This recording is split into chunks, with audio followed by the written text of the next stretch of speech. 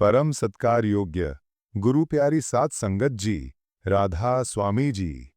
सात संगत जी, आज जो साखी आप सुनने जा रहे हैं वो दिल को छू लेने वाली है। कहानी उस प्रेम की है, उस दया की है और उस त्याग की है जो केवल एक सच्चे सद्गुरु में ही हो सकता है। सुनकर आपके रोंगटे खड़े हो जाएंगे और शायद आपकी आंखों से आंसू भी निकल आएंगे। सात संगत जी, कुछ साल पहले की बात है, जब एक खबर ने पूरी संगत को हिला दिया था। सब और चर्चा थी, बाबा जी की तबीयत ठीक नहीं है, बाबा जी बीमार हैं। और धीरे धीरे ये बात फैल गई कि बाबा जी को गंभीर बीमारी हो गई है। उस समय डेरे में एक अजीब सा सन्नाटा था। हर किसी की आंखों में चिंता, चेहरे पर उदासी और दिल में केवल एक ही दुआ, हे मालिक, हमारे बाबा जी को जल्दी से ठीक कर दे। संगत जी, उस समय बाबा जी देश भर में सत्संग कर रहे थे। एक बार बाबा जी डेरे की एक छोटी सी कैंटीन में अचानक दर्शन देने पहुंचे। वहां बाबा जी के प्यारे सेवादार संगत को सेवा करवा रहे थे। उसी कैंटीन में एक सेवादार था जो कई महीनों से कैंसर से पीड़ित था। उसका शरीर कमजोर हो गया था, पर मन में केवल एक ही आस थी कि काश मुझे भी एक बार बाबा जी के दर्शन हो जाएं। और जैसे ही बाबा जी कैंटीन में आए, उस सेवादार की आंखों से आंसू बह निकले। वो अपने मालिक के चरणों को देखता रहा, कुछ बोल नहीं पाया, बस मन ही मन अरदास की, हे मेरे सद्गुरु, मैं इस बीमारी से बहुत दुखी हूं। अगर तेरी मर्जी हो तो मुझ पर दया कर दे, मुझे इस पीड़ा से मुक्त कर दे।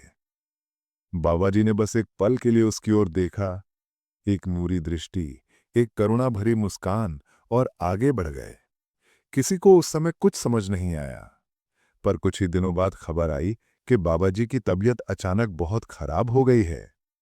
जांच हुई तो पता चला कि बाबा जी को वही बीमारी हो गई है जो उस सेवादार को थी। सात संगत जी, ये सुनकर पूरा डेरा हिल गया। वही सेवादार जिसने वो अरदास की थी, रो रो कर कहने लगा, हे मेरे मालिक, मैंने तो बस प्रार्थना की थी कि मेरी बीमारी मिट जाए। मैंने ये कभी नहीं चाहा था कि आप इसे अपने ऊपर ले लें। वो फूट फूट कर रोने लगा। उसने कहा, मालिक, मैं तो एक तुच्छ जीव हूं और आपने मेरे लिए इतनी बड़ी तकलीफ अपने ऊपर ले ली। मैं इस कर्ज को कैसे उतारूंगा। संगत जी, उस पल हर किसी के मन में एक ही विचार आया कि संत महात्मा केवल शब्दों में दयालु नहीं होते, वे वास्तव में अपने भक्तों का दुख अपने ऊपर ले लेते हैं। वे वही करते हैं जो एक सच्चा माता पिता अपने बच्चों के लिए करता है। साथ संगत जी, जब बाबा जी की बीमारी की पुष्टि हुई तो डॉक्टरों ने विदेश में इलाज की सलाह दी। बाबा जी डेरे से विदेश चले गए। डेरे का वातावरण बदल गया था। न वो रौनक रही, न वो मुस्कानें। हर कोई बाबा जी की वापसी की राह देख रहा था। दिन गुजरते गए। संगत रोज अरदास करती, हे मालिक, हमारे बाबा जी को जल्दी ठीक कर दे। कई लोग तो दिन रात भंडारे की सेवा में यही भावना रखते कि ये सेवा बाबा जी के स्वस्थ होने के लिए है। कुछ महीनों बाद खबर आई कि बाबा जी इलाज करवाकर जल्द भारत लौटने वाले हैं। संगत की खुशी का ठिकाना न रहा। डेरे में जैसे फिर से जान आ गई। और जब बाबा जी डेरे पहुंचे तो पंडाल में लाखों की भीड़ जमा थी। सबकी निगाहें केवल एक दिशा में, जहां से उनके सद्गुरु आने वाले थे। जब बाबा जी ने मंच पर कदम रखा तो पूरा वातावरण भावनाओं से भर गया। लोगों की आंखें नम थीं और दिलों में असीम कृतज्ञता। बाबा जी ने मुस्कुराते हुए कहा, डॉक्टरों ने कहा है कि अब चिंता की कोई बात नहीं, सब कुछ मालिक की कृपा से ठीक है। उनके ये शब्द सुनकर पूरा पंडाल रो पड़ा।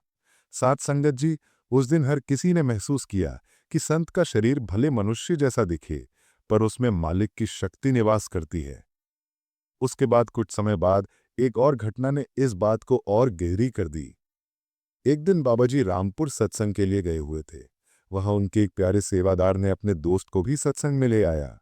वे व्यक्ति जीवन से निराश था, बहुत भारी कर्मों से दबा हुआ था। जब उसने बाबा जी के दर्शन किए तो उसका मन बदल गया। सत्संग के बाद उसने विनती की कि उसे नामदान दिया जाए। बाबा जी ने शांत भाव से कहा, अभी इसका समय नहीं आया, इसके कर्म भारी हैं। लेकिन वो सेवादार बार बार निवेदन करता रहा, बाबा जी, ये मेरा दोस्त है, इसे कृपा करके नामदान दे दीजिए। अंततः बाबा जी ने उसकी भावनाओं को देखकर कहा, ठीक है, जैसा मालिक चाहे। नामदान दिया गया।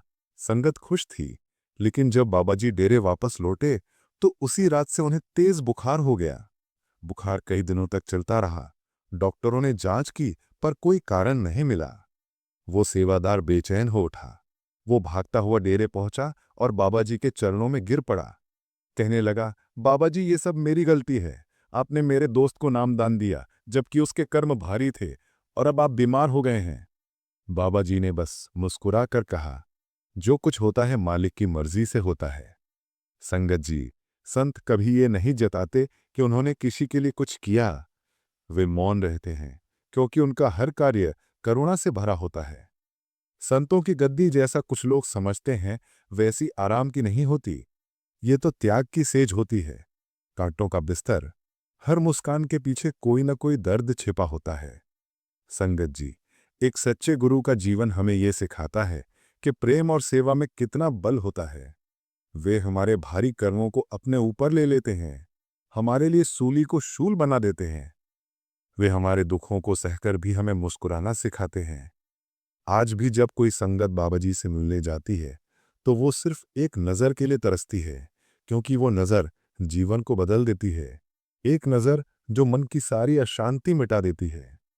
संगत जी, दुनिया में लाखों लोग हैं जो जीवन भर भटकते रहते हैं।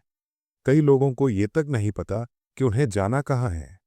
वे बिना किसी गुरु के, बिना किसी दिशा के जीते हैं। पर जिसे सच्चे सद्गुरु का साथ मिल जाए, वो धन्य हो जाता है। क्योंकि संत हमें केवल मार्ग नहीं दिखाते, वे हमें मंजिल तक पहुंचाते हैं। गुरु के बिना आत्मा का सफर अधूरा है। गुरु ही वो नाविक है जो हमें इस संसार रूपी दरिया से पार लगाता है। संगत जी, इस साखी से हमें ये सीख मिलती है कि संत केवल प्रवचन देने नहीं आते, वे हमारी आत्मा को शुद्ध करने आते हैं। वे हमारी पीड़ा को अपने ऊपर लेकर हमें मुक्त करते हैं। इसलिए जब भी हम अपने सद्गुरु को देखें तो उनके चरणों में सिर झुका दें, क्योंकि हमें नहीं पता उन्होंने हमारे लिए कितनी पीड़ा सही है। संगत जी, आज की ये साखी यहीं समाप्त होती है। अगर ये कथा आपके दिल को छू गई हो तो इसे औरों तक जरूर पहुंचाइए, ताकि हर कोई बाबा जी की दया और प्रेम को जान सके। और याद रखिए, बाबा जी हमारे पास हैं, हमारे हर पल में हैं। बस हमें उनके प्रेम को महसूस करने की जरूरत है। गुरु प्यारी साध संगत जी, राधा स्वामी जी।